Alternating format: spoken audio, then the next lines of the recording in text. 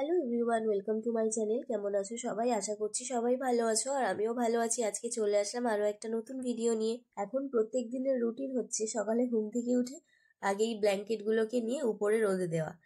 সারাটা শীতকাল এই রুটিনই চলবে। আর সকালের দিকে রোদটা বেশ ভালো থাকে, তবে বেলার দিকে রোদ একদমই থাকছে না, সেই জন্য সকালে আগে এগুলো রোদে দিয়ে দিই।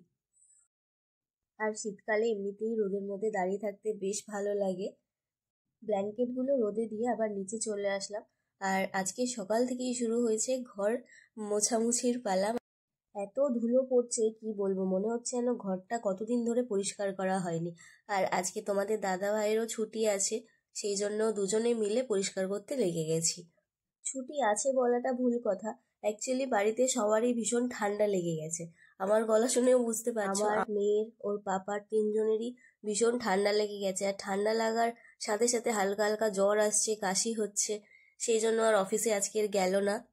আর সর্দি কাশি হলে এমনিতেই ভীষণ কষ্ট হয়। আমাদের হয়েছে তাও ঠিক আছে, তবে মেয়েটারও হয়ে গেছে, ও বেশি কষ্ট পাবে, বাচ্চা মানুষ। আর আমাদের সাথেই তো থাকছে, সেই জন্য তো হবেই।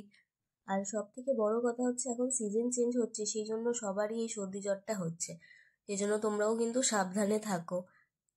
শরীরটা খারাপ বলে আজকে আর রান্নাবান্নার দিকে গেলাম না, মানে মাই বারণ করেছে। মা বলল আমি রান্নাবান্না করছি, তো সেই জন্য এদিকে কাজবাজগুলো করছি।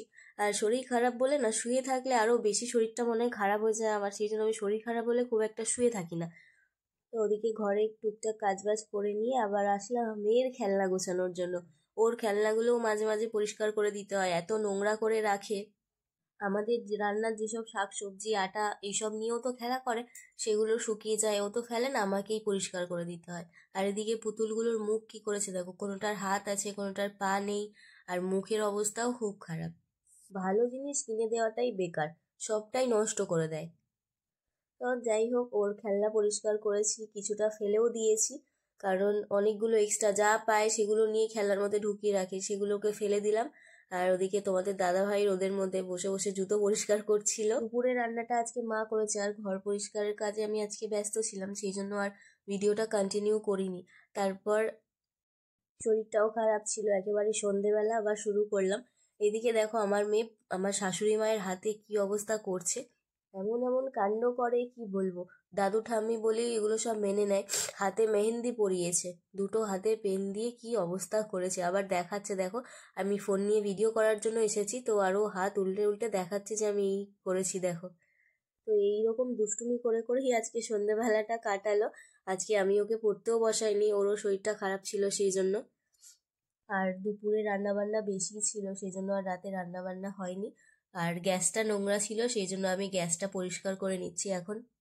রান্নাঘরে গ্যাস নোংরা থাকলে না দেখতেও বাজে লাগে, আর রান্না করতে আসলেও কেমন লাগে, কারণ খাবার জিনিস হয়, সেই জন্য সবসময় গ্যাসটা পরিষ্কার রাখতে হয়।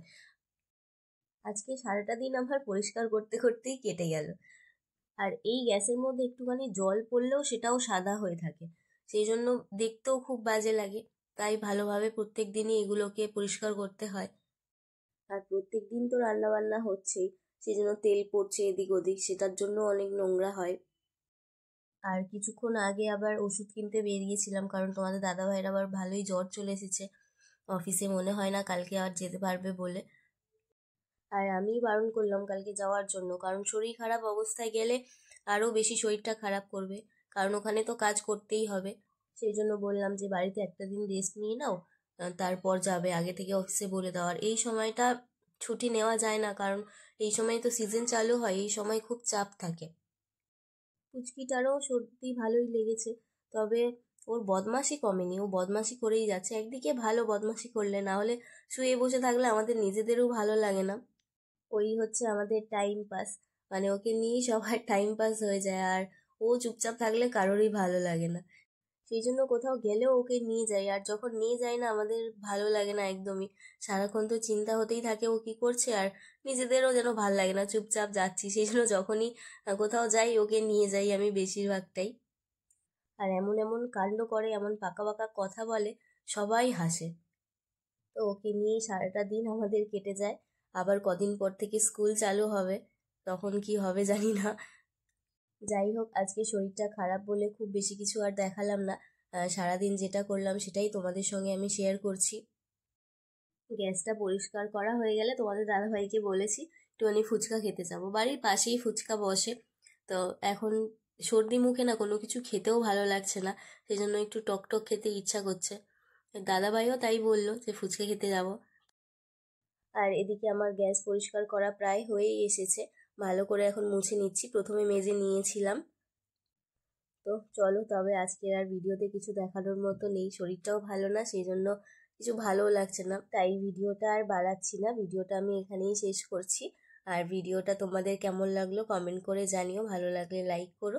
আর যারা যারা আমার চ্যানেলে নতুন বন্ধু আছো তাদের কাছে অনুরোধ রইল চ্যানেলটা সাবস্ক্রাইব করে পাশে থাকার জন্য। আর সবাই খুব ভালো থেকো, সুস্থ থেকো, আর অবশ্যই সাবধানে থেকো, কারণ এই সময়টা খুবই খারাপ, সিজন চেঞ্জের সময় প্রত্যেকটা মানুষেরই শরীর খারাপ হয়, সেই জন্য সবাই সাবধানে থাকো। আর আমাদের বাড়িতে তো সবারই শরীর খারাপ, কারণ একজনের থেকে সবারই প্রায় হয়ে গেছে। যাই হোক, চলো তবে আজকেকার মতো ভিডিওটা এখানেই শেষ করলাম। সবাই খুব ভালো থেকো আর সুস্থ থেকো, দেখা হচ্ছে আবার নেক্সট ভিডিওতে। আর এদিকে আমার গ্যাস পরিষ্কার করাও হয়ে গেছে, তো এখন এবার ফুচকা খেতে যাব। চলো তবে টাটা, সবাই ভালো থেকো।